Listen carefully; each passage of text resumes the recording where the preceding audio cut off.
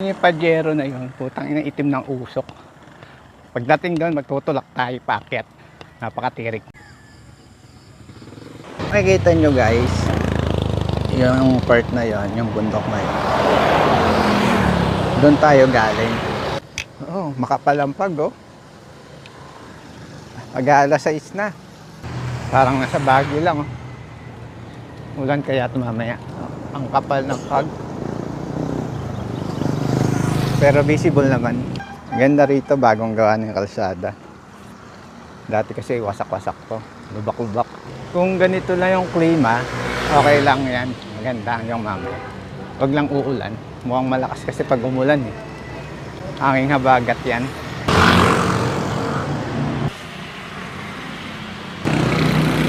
Cap Nelson, makikiraan lang ha. Water break lang tayo. So nandito tayo sa usual spot natin kung saan tayo nagwa-water break. Sarap dito pababa. Kit ng lugar dito, parang village. Dito na tayo sa Matiktik Bridge. Tawid tayo rito. Dito tayo sa baba. Yan tayo iikot.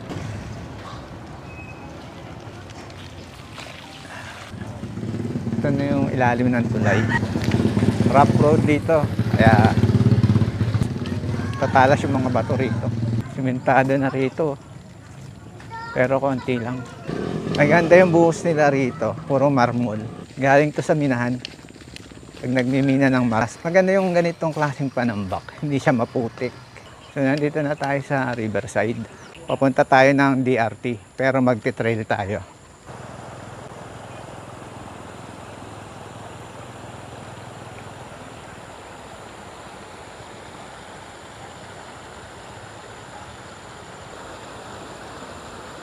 Hindi ko alam, ba't ang sarap na sarap akong pumadyak sa mga ganitong lugar. Napaka-presko kasi. Parang sa Mount Manahaw, ang sarap pumadyak doon sa gilid ng bundok. Hindi ka nanghihina eh. Medyo paangat rin to, pero konti lang naman. Hindi naman ganun kataas. May iksi lang yung akyatin. Mga 5 minutes pa akyat, may aso pa. Parang hahabulin pa ako. Pababa naman to. Dahan-dahan tayo. Medyo rough road. Kaya kung ayaw nyo sa mga kalsada, gusto nyo sa mga trail na lugar, pwede rito, maganda to sa Bulacan. Yung kalsada rito parang yero. Akit baba, akit baba. Kikita nyo yan. May mga farm dito ng manok pansabong.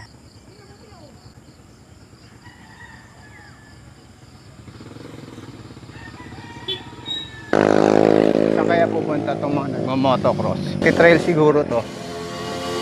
Doon rin ang ikot. Yan o. Ito yung Pinagtulayan Elementary School. Ito yung magiging palatandaan mo. Dito sa may tindahan. Kakaliwa ka rito. Pababa. Medyo creepy lang yung lugar. Pero okay naman. So kung hindi malakas loob mo mag-isa, pagka nang tumuloy. Dahil nakakatakot talaga yung lugar. Maganda yung lugar pag mahilig ka mag-trail. Dito part na to, medyo semento pa. Ingat lang kayo rito, medyo madulas. Dahil puro lumot. Ba? Parang gumanda kalsada ngayon ah. Sementado na yata. Ito na, simula na ng trail. Pero hindi siya putik. Kaso kailangan matibay-tibay gulong mo rito. Medyo matatalas yung bato eh. Pero at least na-experience pa rin natin yung trail. Kahit konti. Pero mahaba pa rin to. Pag nakita nyo yung poso na yan, mag-i-split yung kalsada rito. Yung poso na yan, ang nyo, palatandaan nyo, kakanan na kayo rito. Dahil iba yung kalsada dyan. Hindi ko alam kung saan papunta yan. Ito yung lugar na pupuntahan mo. Kailangan medyo malakas loob mo. Pero marami ka naman makakasalubong. Tulak na lang tayo, pakyat. Medyo lumulubog yung bato. Bagong lagay lang. Kalsada na rin pala rito. Budol lang pala yun. Iksi lang yun. Kalsada. Nakita nyo yan. Yan yung mga namina na bundok. Hindi ko sure kung active pa yung minahan dyan. Pero kita nyo naman, wala na. Malaki na yung nabawas. Marami na rin kabayan dito sa part na to. Malapit na kasi sa kalsada to. Sa pinaka main road. Pag nakita nyo itong tindahan na may hating kalsada. Kakaliwa kayo rito. Bago kayo lumusong rito, check brake kayo. Tirik to. Hindi natin alam kung medyo malumot yung lugar. Medyo mataas kasi ito eh. Malapit na to sa main road. Sira yung kalsada. Ayun guys, yung taas. Nasa gilid tayo ng bundok. Alas kaparehas natin yung mga bundok dun. Medyo mapababa pa yan. Huminto lang ako. Kung naririnig niyo yung video okay. May malapit na resort kasi rito. Yung river resort dyan sa may baba. Lumulubog ng mga kalsada. Ayan o, wasak-wasak na yung kalsada rito.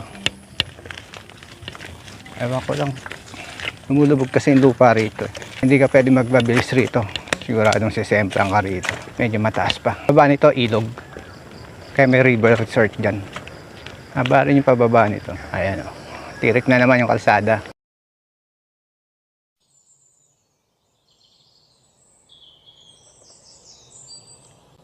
Ito na yung ilog. Tingin tayo.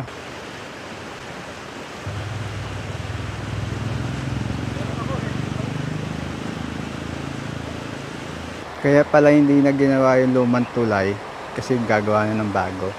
Pinaasan na nila. Medyo mataas. Rekta na rito. Hanggang dun. Medyo maambon na.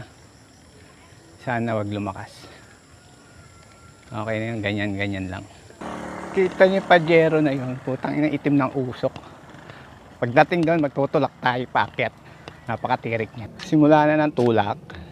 Ayan, hanggang doon yan. Magtutulak tayo paakyat. Pero picture muna tayo rito. Kasi ang ganda ng view eh. Ito yung lugar na hindi mo dapat kalimutan. Yung pagtutulak. Ito mo, ang ganda ng lugar oh. Relax na relax ka rito. Wala kang kapitbahay na chismosa. Kung gusto mo ng getaway na bahay o kaya bakasyonan, dito maganda. Ayan, dami ng mga bahay oh. Dito mo si Manong oh, naka ATV. Ayun mga sasakyan rito. Tulak-tulak lang tayo habang tulak. Ito yung mga sasakyan, hirap na hirap sumakyan. Parang Baguio. Ayan, dito na tayo sa taas. Ayan, tirik. Ganda oh. Ganda rito kung i-ispaltuhan agad nila para ma-maintain yung ganda ng kalsada. Caribbean Resort na to.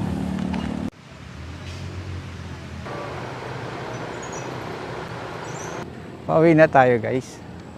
Bali, lagpas na tayo ng arc ng DRT.